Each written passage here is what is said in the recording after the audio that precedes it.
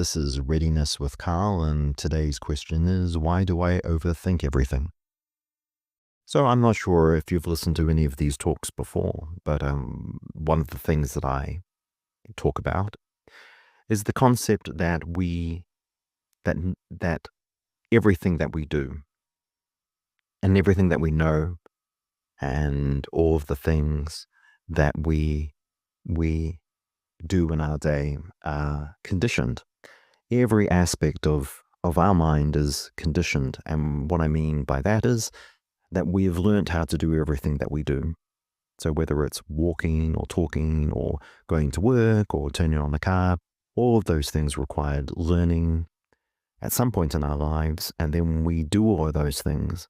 We do all of those things, and we can do a lot of it. Well, in terms of what's happening, 98% of it is just happening without us even having to think about it. And we may feel like in some ways that there is an aspect of that we are making choices, but a lot of it is just happening without us even having to think about it. And even the choices to some degree are sometimes automatic. And so in terms of overthinking, I think one of the things I talk about in this conditioning is that ultimately within all conditioned minds are a whole bunch of stored reactions and habits. And amongst those stored things are also what we have stored, which are called, I would call them truth claims, and also I would call them core beliefs. And examples of truth claims and core beliefs are, for example, one truth claim, and this is just an example, is that a lot of people believe there is a God and the God has taught us how to live. So that's one. Another one is that there is science and science can explain everything. And that one example may be evolution. And so the reason that human beings behave in the way that they do is because of evolution. And so that's another example of a truth claim. And all of these truth claims that we have stored in our head, whether we know it or not, ultimately always tie back to a core belief. So one example of a core belief may be that the meaning of life is to achieve a lot and to do something meaningful and then be remembered because of those things that you've done. And that would be an example of a core belief. And again, with all of these things that I'm mentioning, I'm not making a judgment about any of them. All of them are potentially useful or also potentially not useful. But to go back to that question of why do we overthink everything? It's because we, whether we know it or not, are trying to satisfy the truth claims and the core beliefs that are stored in our brain. And so, for example, if you look at whatever it is that you're overthinking, and maybe it's a relationship, maybe it's something that happened at work, maybe it could be anything. But you could look at, if someone learns, for instance, the readiness process, or if you go to therapy of some kind, through a process of talking it out, you might actually be able to get to the bottom of what it is, what core belief or what truth claim is being triggered through the situation that you're in. So let's say, for example, that I had an uncomfortable conversation with a friend, and now I'm overthinking that conversation and I'm overthinking the friendship. Then what has happened there is that situation, the things that I've seen, heard, all of that contextual stuff, all of that experiential stuff has triggered for me an underlying core belief. And let's say, for example, it could be the core belief is that I should always be a good friend. And if I'm not a good friend, then I'm a bad person. And if I'm not liked by other people, then I'm worthless. So that's an example of a core belief.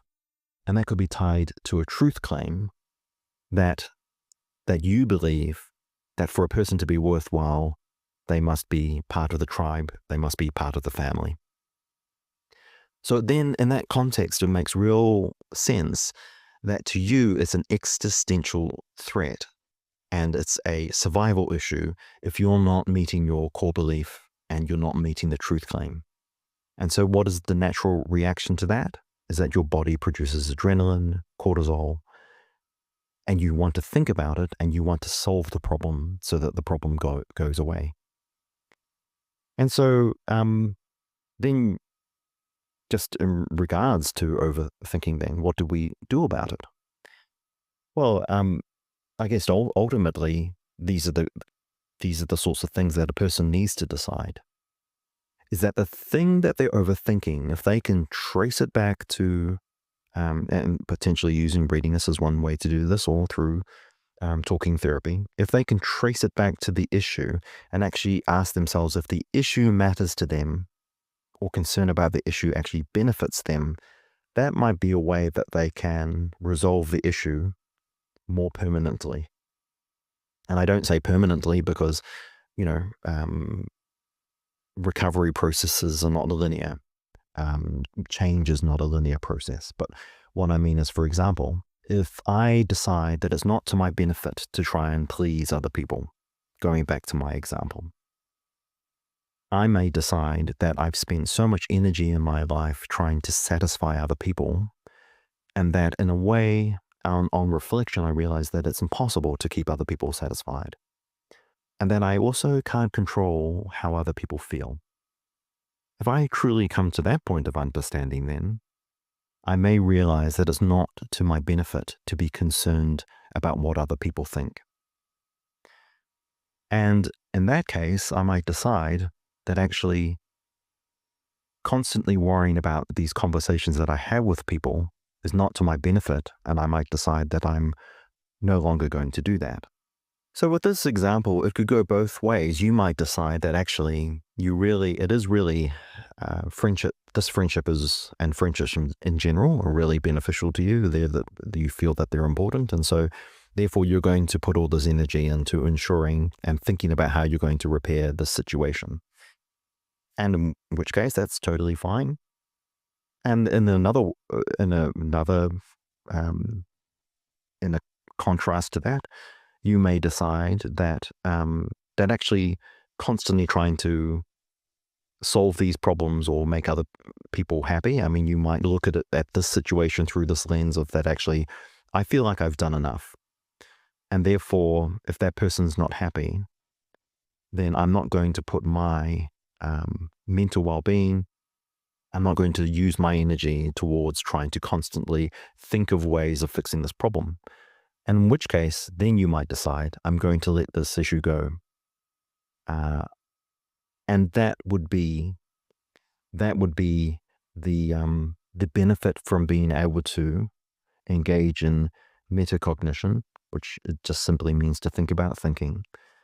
That if you can look at what you're overthinking and then realize, which is not an easy process, but it can be done, what the truth claim and what the core belief is underneath that situation, then you can make a conscious decision as to what you want to do about it. Because if you don't know those things, then you're just going to act automatically and get caught in that automatic loop of just thinking about how am I going to fix this internal program that I have in this situation. And I guess to me anyway, the idea of being able to manually go in and understand my truth claims and understand my core beliefs, the benefit of that is that then I'm in the driver's seat and I have agency.